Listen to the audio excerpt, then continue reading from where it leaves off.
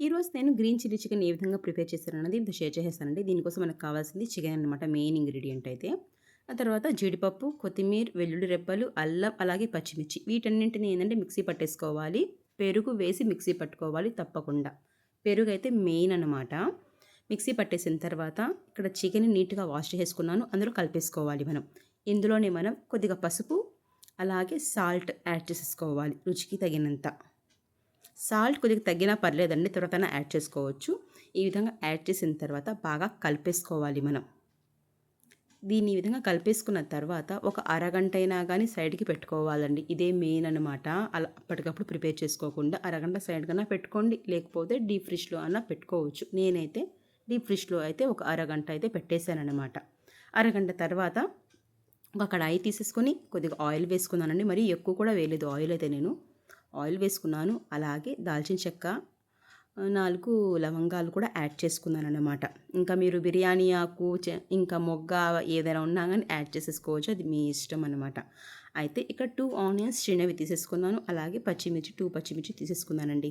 Already మనం పచ్చిమిర్చి మిక్సీలో వేసాం కాబట్టి చూసి వేసుకోండి కారం తక్కువ తినేవాళ్ళు.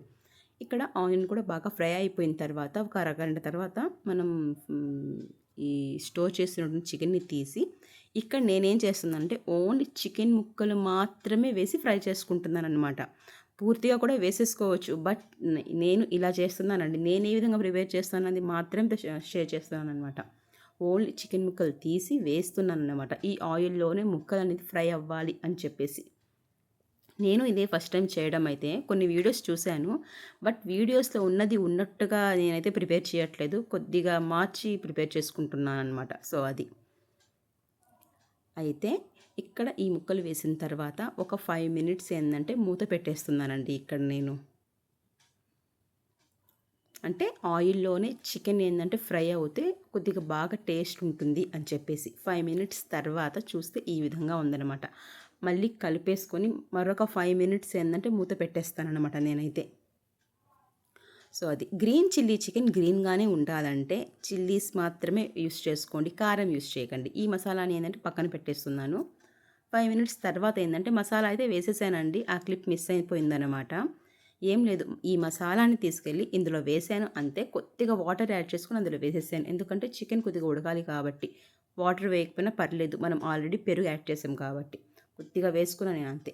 గ్రీన్ చిల్లీ చికెన్ గ్రీన్‌గానే ఉండాలంటే గ్రీన్ చిల్లీస్ మాత్రమే యూజ్ చేసుకోండి. కారం యూజ్ చేయొద్దు. ఇక్కడ నాకు కొద్దిగా కారం తగ్గింది కాబట్టి కొద్దిగా కారం వేసేసుకున్నాను నేను. సో, అది. ఇప్పుడు గ్రీన్‌గా ఉంది కదా! తర్వాత చూస్తే కొద్దిగా కలర్ చేంజ్ అయ్యిద్ది. ఎందుకంటే కారం వేశాను కాబట్టి.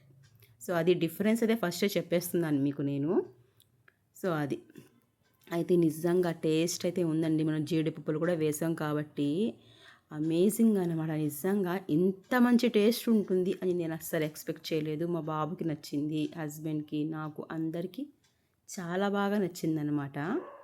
అంత టేస్టీగా ఉంది. చాలా ఈజీగా కూడా ప్రిపేర్ చేసేసుకోవచ్చనమాట. సో, ఇక్కడ ఏందంటే కారం చూసుకున్నాను. కారం చాలా తగ్గుందండి. అంటే పచ్చిమిర్చిలో కొద్దిగా కారం లేదనుకుంటాను. అందుకే కొద్దిగా కారం వేయంగానే కలర్ ఇక్కడ చేంజ్ అయింది. చూసారు గదా! కొద్ది కలర్ అయితే చేంజ్ అయింది. బట్ పర్లేదు. బట్ టేస్ట్ అయితే సూపర్ అనమాట. నిజం చెప్తున్నాను. కారం వేసిన తర్వాత ఒక 5 మినిట్స్ మాత్రం ఉడికిచ్చేసుకున్నాను. అంతేనండి. ఆయిల్ చూసారా? ఈ విధంగా పైకి తేలింది. ఇలా పైకి తేలంగానే ఇక్కడ చికెన్ అయితే పూర్తిగా ఉడికిపోయిందనమాట. ఇప్పుడు మనం స్టవ్ ఆఫ్ చేసేసుకోవచ్చు. చల్లారిన తర్వాత ఇంకా దగ్గర పడి గ్రేవీ ఉడిందండి. సూపర్ అంటే సూపరు. ఎందుకంటే చపాతీలో బావుంది, రైస్‌లో బావుంది, అలాగే దోసలో బావుంది. ఈ మూడిట్లోనూ ఎక్సలెంట్‌గా ఉంది. మీరు కూడా ఒకసారి ట్రై చేయండి. సూపర్ టేస్టీగా ఉంది.